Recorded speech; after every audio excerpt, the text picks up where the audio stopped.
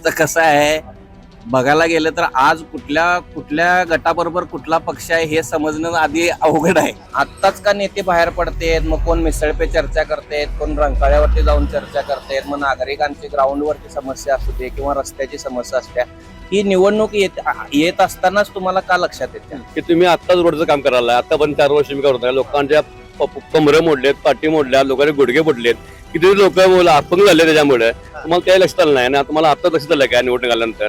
रस्त्याची जी कायम दुर्दशा आहे, रात्री झोप लागत नाही, 4 मणके झिजलेले आहेत. सांगा महिना झाले उपरून ठेवले पॅचेस केलेलं महिना झाले काय सांगितलं ट्रेनरवाला मगाशी एक पडला तिथं घसरून.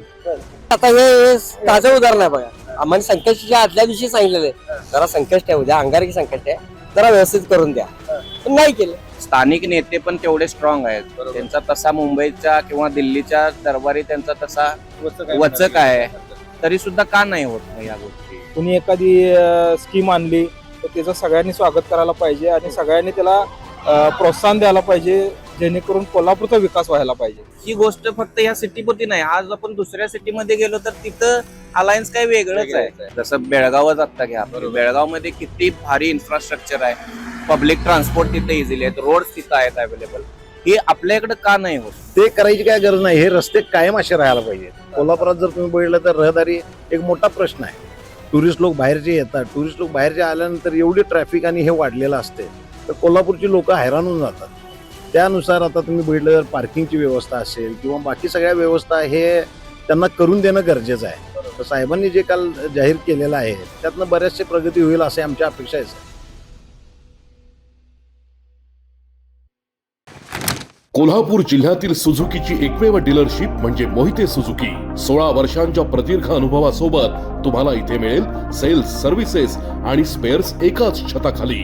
18% GST सह विविध योजनांचा लाभ घेण्यासाठी भेट द्या मोहिते सुझुकी, काळा नाका, कोल्हापूर. मोहिते सुझुकी, उद्यमनगर, कोल्हापूर आणि मोहिते सुझुकी, सानेगुरुजी, कोल्हापूर. आजच आपली गाडी बुक करून दसरा आणि दिवाळीचा आनंद द्विगुणित करा.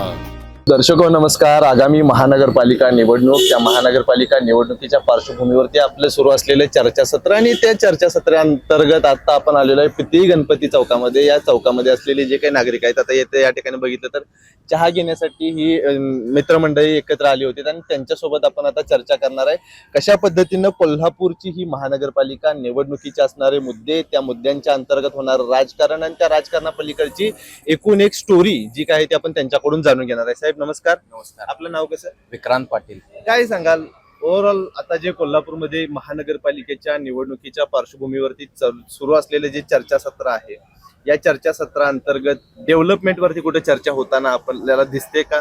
त्याच्याबद्दल काय वाटतं? डेव्हलपमेंट वरती चर्चा तर हमखास होते आहे, पण माझा प्रश्न एकच आहे की ही प्रत्येक निवडणूक कुठली स्थानिक स्वराज्य असू दे किंवा आमदारकीची असू दे किंवा कुठल्याही निवडणूक असू दे, ही फक्त निवडणुकीच्या आधीच का होते आहे? बरोबर. डेव्हलपमेंट ही आधीपासून का नाही होत? आत्ताच का नेते बाहेर पडतेत, मग कोण मिसळ पे चर्चा करतेत, कोण रंकाळ्यावरती जाऊन चर्चा करतेत, मग नागरिकांची ग्राउंडवरची समस्या असू दे किंवा रस्त्याची समस्या असते, ही निवडणूक येत असतानाच तुम्हाला का लक्षात येते? याच्यावरती तुम्ही जर स्थानिक तुमच्याकडे एखादं कुठलं तरी पद आहे, सदस्य आहे, तुम्ही कोण आमदार आहेत, कोण खासदार आहेत, कोण नगरसेवक आहेत, कोण महापौर आहेत, मग ह्या लोकांना आधीपासून का तो प्लॅन करता येत नाही? आता महानगरपालिकेमध्ये इंजिनिअरिंग स्टाफ खूप कमी आहे. कालच एका उमद्या उमेदवारानं तो प्रश्न मांडला की महानगरपालिकेमध्ये 100हून अधिक इंजिनियर्सची गरज असताना फक्त काहीतरी 30 काय 35, मला नक्की संख्या माहिती नाही, पण 30 ते 35च इंजिनियर्स आहेत. आणि ती संख्या का नाही वाढली आजपर्यंत? मग तिची चर्चा आजच का होते? ह्याच्या आधी का नाही झाली? आणि कोल्हापूरला एवढं डेव्हलपिंगसाठी एवढा स्कोप आहे, तीर्थक्षेत्राचा अजून महालक्ष्मीचा अजून का नाही डेव्हलपमेंट झाली पाहिजे? आराखडा का नाही तो मंजूर होत आहे? बास्केट ब्रिडची चर्चा होते आहे, त्याचं होते, ते का नाही होत आहे अजून त्याचं इम्प्लिमेंट? मग ह्याच्यासाठी जसं शेजारच्या मी म्हणतोय की राज्यामध्ये तिथल्या सिटीमध्ये जसं बेळगावच आत्ता घ्या, बेळगावमध्ये किती भारी इन्फ्रास्ट्रक्चर आहे, पब्लिक ट्रान्सपोर्ट तिथे इझिली आहेत, रोड्स तिथं आहेत अवेलेबल. हे आपल्या इकडे का नाही होत? आपल्याकडे पोटेन्शियल असताना पण, आणि आपले स्थानिक नेते पण तेवढे स्ट्रॉंग आहेत. त्यांचा तसा मुंबईच्या किंवा दिल्लीच्या दरबारी त्यांचा तसा वचक आहे, तरी सुद्धा का नाही होत मग या गोष्टी? मग याला जबाबदार कुणाला तुम्ही पकडताय? म्हणजे एका बाजूला नागरिक आहेत, दुसऱ्या बाजूला हे नेते मंडळी आहेत, जबाबदार आपण कुणाला पकडताय? जबाबदार आता सगळ्यांनाच पकडायला पाहिजे याच्यासाठी जबाबदार नागरिक पण आहेत. प्रत्येक इलेक्शन हे कोल्हापूरमध्ये भावनिकतेवरती होते. प्रत्येक वेळी इथं बघितलं जाते, न्यूज चॅनलला पण आपल्या माध्यमातून किंवा बाकीच्या न्यूज मधनं आपल्याला दरवेळी दिसते की कोल्हापूरचा चेहरा वेगळाच असते. म्हणजे केंद्रात सत्ता वेगळी असते, महाराष्ट्राच्या विधानसभेवरती सत्ता वेगळी असते आणि कोल्हापुरात कोणतरी तिसराच असतो. हा कुठंतरी म्हणजे मी असं म्हणेन की नागरिकांनी पण योग्य निर्णय घेऊन मतदान करावं आणि नागरिकांनी वेळच्या वेळी त्याच्यावरती आवाज उठवावा आणि स्थानिक नेत्यांनी पण या गोष्टीमध्ये गांभीर्याने घेऊन याचा विचार करायला पाहिजे. एका बाजूला काँग्रेसचा सुद्धा काल जाहीरनामा प्रसिद्ध झाला, पलीकडच्या बाजूला महायुती सुद्धा आपले जे काही व्हिजन आहे ते मांडायला चालू केलेलं आहे. नागरिक म्हणून विश्वासार्ह कोण चांगल्या म्हणजे कुणावरती चांगला विश्वास आपला वाटतो? आता कसं आहे बघायला गेलं तर आज कुठल्या गटाबरोबर कुठला पक्ष आहे हे समजणं आधी अवघड आहे. म्हणजे आज महायुतीत कुठले घटक पक्ष, स्थानिक पक्ष असू देत किंवा राज्य पातळीवरले पक्ष असू देत, ह्यांची अजून ताळमेळ नाही. बरं ही गोष्ट फक्त ह्या सिटीपुरती नाही. आज आपण दुसऱ्या सिटीमध्ये गेलो तर तिथं अलायन्स काही वेगळंच आहे. म्हणजे आज तुम्ही महायुती बरोबर आहे आणि तिकडच्या सिटीमध्ये तुम्ही जाताय ते महाआघाडी बरोबर आहे. मग हे नागरिकांना कळणं कन्फ्युजन आहे. त्यामुळे मी सुद्धा कन्फ्युज आहे की कुणाचा जाहीरनामा किती भक्कम आणि स्ट्रॉंग असेल आणि त्याचं इम्प्लिमेंटेशन काय होईल. आणि मला हे असं सगळं बघता ही निवडणुकीत सत्ता कुणाची येईल ही जर असं सांगणं कठीण आहे माझ्या पद्धतीनं. बाकीचं मला काही माहिती नाही. तुमचं काय मत आहे साहेब याच्यावरती? काय वाटते ह्या महापालिकेला कुणाला निवडून द्यायचं? एका बाजूला महाविकास आघाडी आहे म्हणजे काँग्रेस आहे म्हणूया आणि दुसऱ्या बाजूला महायुती आहे. आमचं तर म्हणणं आहे काँग्रेस. बरं, का बरं काँग्रेस? काँग्रेसचा आतापर्यंत सगळी कामं व्यवस्थित तरी वाटतात, त्यामुळं काँग्रेस. पलीकडे म्हणतायत परिवर्तन होणार, बदल होणार, काँग्रेस इथनं हद्दपार होणार अशा पद्धतीच्या चर्चा सुरू आहे. त्याच्यावर काय वाटतं? नाही ते अशक्य आहे. का बरं नाही वाटत. काय अशी बंटी पाटलांची काम करायची पद्धत आहे की तुम्हाला वाटतं की त्यांनाच निवडून द्यावं? त्यांची पद्धतच चांगली आहे. काय चांगलं आहे? आहे सगळंच चांगलं आहे. काय कशा पद्धतीने? प्रत्येक गोष्ट ते व्यवस्थित प्लॅन करूनच करतात. बरं. त्यामुळे त्यांचं काय हेच नाही, विषयच नाही. हा. वाटतं काय यावेळेला महापौर? 100%. मला अजून एक बोलायचं होतं. आता यांनी एक मुद्दा मांडला की काँग्रेसचं काम चांगलं आहे. त्यांचे योजना चांगल्या असतात, विजन चांगलं असते. पण ह्या गोष्टीत काय होते की कुठली पार्टी फंड आणू दे विकास कामासाठी, त्या कामाचा फंड हा युटिलाइज योग्यरित्या झाला पाहिजे. आपल्या इथं काय होते की आता काल परवा कारंजावरनं काहीतरी झालं की बाबा एवढा कारंजाला खर्च किती झाला, मग त्याचं ऑडिट करणं मागेनं गेले. तर हे करणं का गरजेचं आहे? तुम्ही काम चांगलं करा, विकास कामं करा. हे विकास काम कोणतरी करायला जाते आणि दुसरा विरोधक त्याच्यावरती आडवा पाय घालतो किंवा त्याचं ऑडिट करा किंवा ढपला पाडला ही संस्कृती कोल्हापूरवरती आता कोल्हापूर बदनाम झालेलंच आहे या गोष्टीसाठी. पण मला असं म्हणणं आहे की इथनं पुढं स्थानिक लोकांनी किंवा स्थानिक नेत्यांनी पण आपल्या मोठ्या नेत्याला खुश करण्यासाठी काहीतरी स्टंट करण्यासाठी काहीतरी स्टेटमेंट द्यायचं, ह्याच्यात घोटाळा झाला त्याच्यात घोटाळा. ह्याच्यापेक्षा सगळ्यांनी एकत्र येऊन कोल्हापूरचा विकास करावा. आज आपल्याकडे भरपूर गोष्टी आहेत. विमानतळाचं अपग्रेड झालेलं आहे विमानतळ, तिथं कार्गो चालू होणं गरजेचं आहे. त्यानंतर IT पार्कसाठी जागा देण्यात येत्या घोषणा होत्या, पण ते चालू कधी होणार? हायकोर्ट नवीन जागेत जे मिळणार आहे ते कधी चालू होणार? ह्याच्यावरती सातत्यानं पाठपुरावा करून त्याच्या पाठीमागं लागून नेत्यांनी हे पूर्ण करून आणायला पाहिजे. महालक्ष्मीचा आराखडा अजून का पेंडिंग आहे? पार्किंगची भरपूर समस्या आहे. रोड आत्ता तुम्ही नागरिकांनी आवाज उचलला आणि मीडियानं सांगितलं रोड कोल्हापूरचे खराब झालेत, ऍक्सिडेंट व्हायला लागलेत, म्हणून तुम्ही त्याच्यावरती लगेच कार्पेट टाकून नुसतं तुम्ही रोड करून पुढे जाताय, पण ते रोड पुढच्या पावसाळ्यात परत खराब होते. विश्वासार्ह सरकार कोण वाटते? महाविकास आघाडी की काँग्रेस? इकडे बाजूला महायुती की काँग्रेस? आत्ताच्या घडीला मला असं वाटते की प्रत्येकानं आपला जाहीरनामा दिलेला आहे आणि घोषणा केलेल्या आहेत. काहींनी एवढे मंजूर करून आणले, त्याची कामच दिसत नाहीत. बरोबर. त्यामुळं मला सांगता येत नाही ठामपणे की ह्या लोकांनी कोल्हापूरचा विकास केलाय. कोल्हापूरचा विकास आजपर्यंत झालाय हा स्थानिक लोकांच्या मुळे झालेला आहे आणि भौगोलिक दृष्ट्या कोल्हापूर सदन संपन्न आहे. नैसर्गिक सानिध्य संपत्ती आहे, पंचगंगा नदी आहे, पाऊस चांगला होतोय, जमीन सुफलाम आहे. फॉन्ड्री क्षेत्र आपलं आज कोल्हापूरला पूर्ण जगात ओळखलं जाते औद्योगिक दृष्ट्या. जर फॉन्ड्री हब म्हणून ओळखलं जातं, पण त्या अनुषंगानं त्या लोकांना पण काही मिळत नाही. आता कागद मंडळीने कुठेतरी याचा विचार केला पाहिजे. दादा नमस्कार. आपलं नाव कसं? माझं नाव वसीम मुजावर. काय तुमचं काय मत आहे की महाविकास आघाडी की महायुती? नाही, महाविकास आघाडी किंवा महायुती हे म्हणण्यापेक्षा बंटी पाटील साहेबांचं जे काम आहे ते कार्य आम्ही महापूर आलेला असताना साहेबांचं काम आपण बघितलेलं आहे. म्हणजे रात्री बेरात्री जाऊन त्यांनी जसं माणसांना बाहेर काढलं किंवा हे आहे तर समोर येऊन डॅशिंगपणे काम करणारे नेते आहेत साहेब ते. आता माझ्या घरातच घडलेला एक किस्सा सांगतो. एक 20 वर्षापूर्वी माझ्या घरी चोरी झाली होती साहेब. माझं घर ज्यावेळी चोरी झाली होती तर चोरी झाल्या असताना दुसऱ्या दिवशी सकाळी 6 वाजता साहेब आमच्या घरी आले होते. त्यावेळी साहेबांची आणि माझी ओळख पण नव्हती. म्हणजे मी काय सामान्य नागरिक आहे साहेब, माझं काय असं काय नाही की बाबा साहेबांनी माझ्या घरी यायला पाहिजे विचारायला पाहिजे अशी काय अपेक्षा पण नव्हती. पण सकाळी 6 वाजता साहेब आमच्या घरी आलेले होते की तुम्हाला काय मदत लागली किंवा काय लागलं चौकशीसाठी तर मला कधीही फोन करा. हे एवढं ज्यावेळी ते सांगतात त्यावेळी त्यांच्याबद्दल नक्कीच माणसाच्या मनात एक आदर निर्माण होतोय. पण आता बदल होईल अशा पद्धतीची भूमिका महायुतीचे नेते मंडळी म्हणत आहे, त्याच्याबद्दल तुमचं काय मत आहे? आता त्यांनी मॅनिफेस्टो कालच जाहीर केलेला आहे साहेबांनी. तर ते जाहीर केल्यानंतर मग बाकी लोकांची आता प्रतिक्रिया यायला लागल्या की बाबा एवढे दिवस सत्तेत असताना काय केलं किंवा काय नाही केलं. पण जी कामं केलेली आहेत ती लोकांनी बघितलेली आहेत किंवा ज्या पद्धतीने त्यांनी कामं केलेली आहेत. आता निवडणुकीच्या तोंडावर हे रस्त्याची कामं किंवा याचे हे पॅचअप करायचे काम चालू झालेलं आहे. ते करायची काय गरज नाही. हे रस्ते कायम असे राहायला पाहिजेत. कोल्हापुरात जर तुम्ही बघितलं तर रहदारी एक मोठा प्रश्न आहे. टुरिस्ट लोक बाहेरचे येतात. टुरिस्ट लोक बाहेरचे आल्यानंतर एवढी ट्रॅफिक आणि हे वाढलेलं असते तर कोल्हापूरची लोक हैराण होऊन जातात. त्यानुसार आता तुम्ही बघितलं तर पार्किंगची व्यवस्था असेल किंवा बाकी सगळ्या व्यवस्था हे त्यांना करून देणं गरजेचं आहे. तर साहेबांनी जे काल जाहीर केलेलं आहे त्यातनं बऱ्याचशा प्रगती होईल असे आमच्या अपेक्षा आहे. काँग्रेसचा जाहीरनामा विश्वासार्ह वाटतोय का तुम्हाला? नक्कीच वाटतोय सर. तुमचं काय मत आहे? आता साहेब काय बोलणार त्याच्याबद्दल, काय पण वाटतंय बाबा, कुणाला मतदान करताना करायचं, कुठल्या दृष्टीनं करायचं? साहेब मतदान मध्ये विचार केला तर कोण विकासाच्या नावावर कोण मतदान आता करणे असं वाटतंय. आता सगळं चाललंय साहेब. आता तुम्ही निवडणूक आली आता साहेब म्हणले तशी आहे की तुम्ही आत्ताच रोडचं काम करायला आता पण 4 वर्ष मी करत लोकांच्या कमरं मोडलेत, पाठी मोडल्या, लोकांचे गुडघे पडलेत, किती लोक अपंग झाले त्याच्यामुळे तुम्हाला त्या लक्षात आलं नाही ना. तुम्हाला आता लक्षात आलं काय निवडणूक आल्यानंतर. पण दुसरी रॅली कोण द्यायला त्या रस्त्याला आम्ही दाखवते, कोण त्या लाडक्या बहिणीचं आम्ही दाखवते. म्हणजे तुमची विकासाच्या नावावर निवडणूक कुठं आहे साहेब? हो, म्हणजे तुम्ही काय लाडक्या बहिणीला पैसे दिले म्हणून मला मतदान करायचं? तुम्ही स्वतःच पैसे देता, खिशात पैसे देता काय? तुम्ही आमचंच पैसे तुम्ही आम्हाला द्यायला साहेब तुम्ही. हो बरं झालं, हा विषय एक झाला. दुसरा विषय तुम्ही म्हणला कोण आता प्रत्येक बाब विचार केला तर असं ऐकायला मिळते हिनं 3000 काढला, हिनं 4000 काढलाय.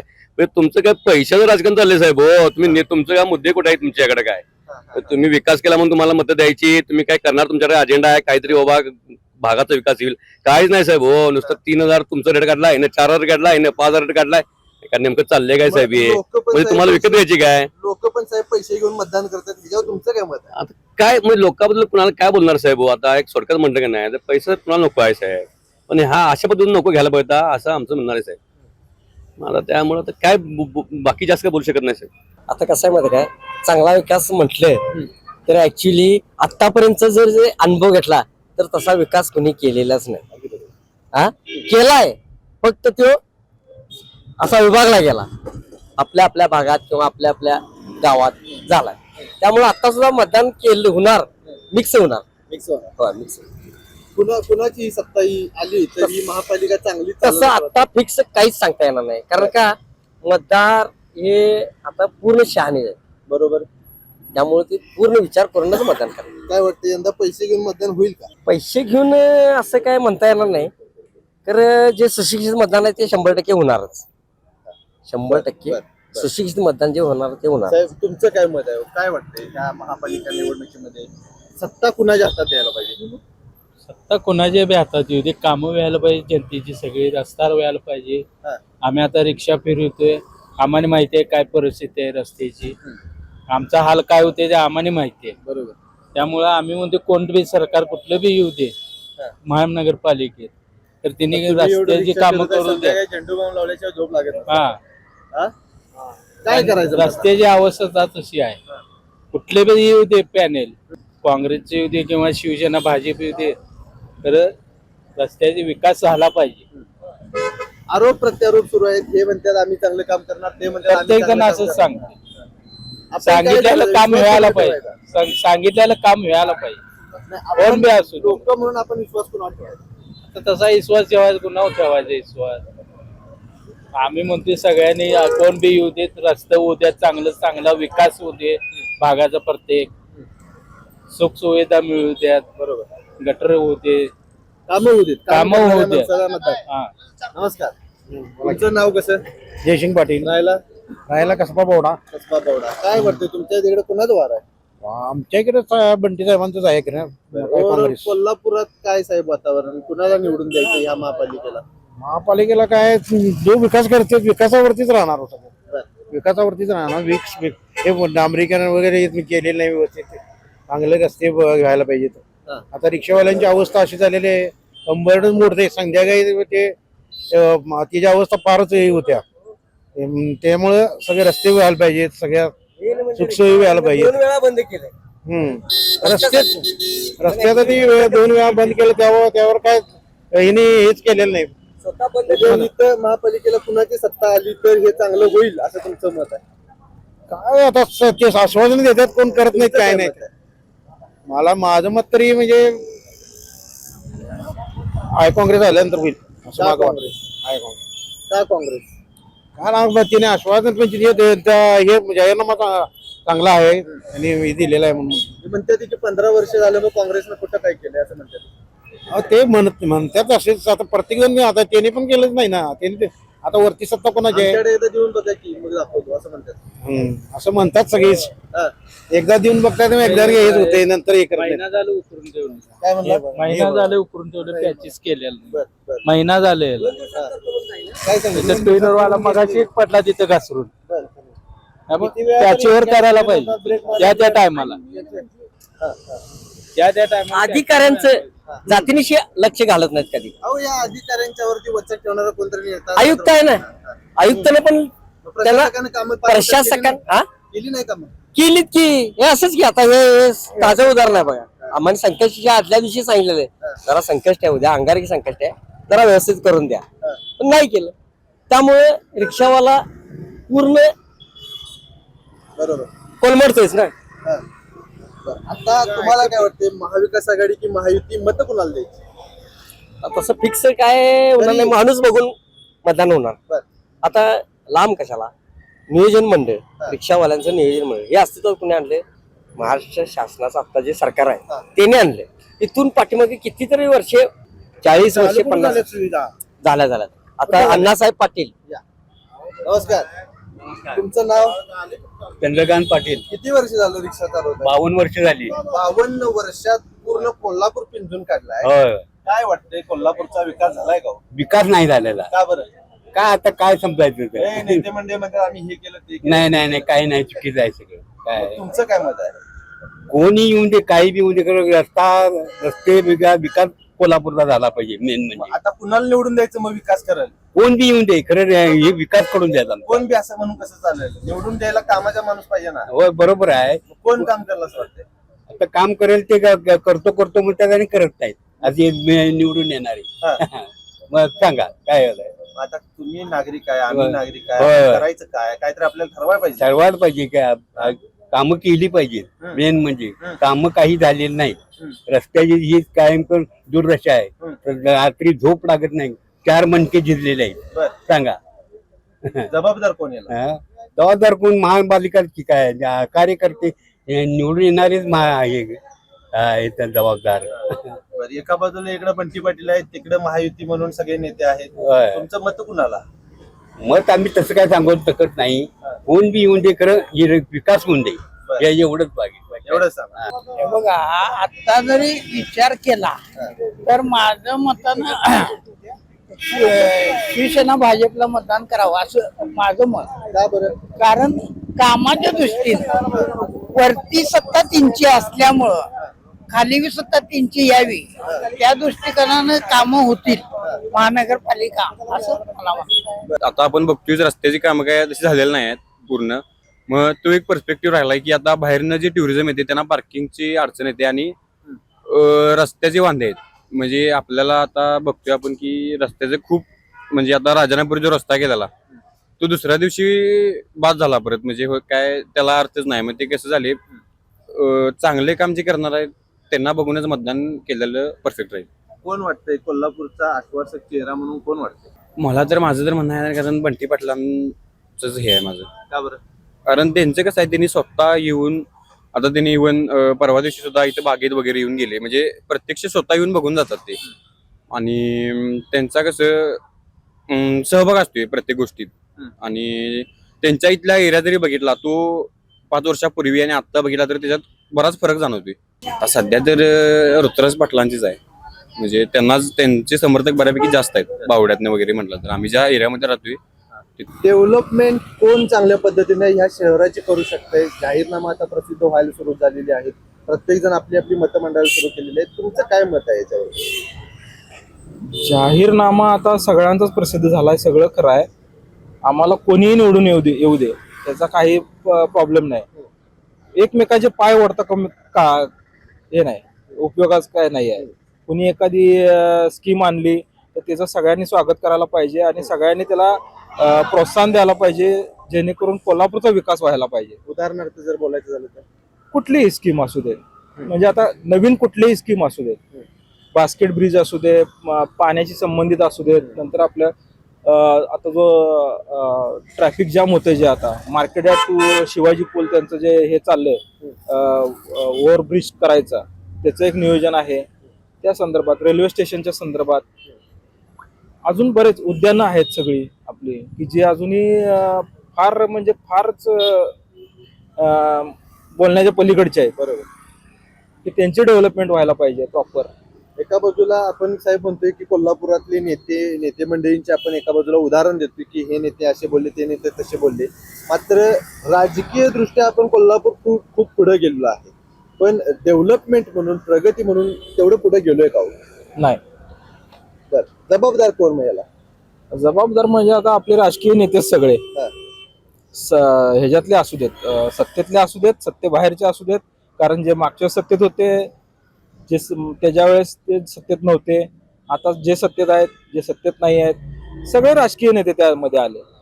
असं कुणाचं पर्टिक्युलर नाव घेण्यात काहीच अर्थ नाही, कारण सगळे जबाबदार आहेत त्यासाठी की ज्यांनी ती डेव्हलपमेंट करायला पाहिजे, सगळ्यांनी मिळून करायला पाहिजे.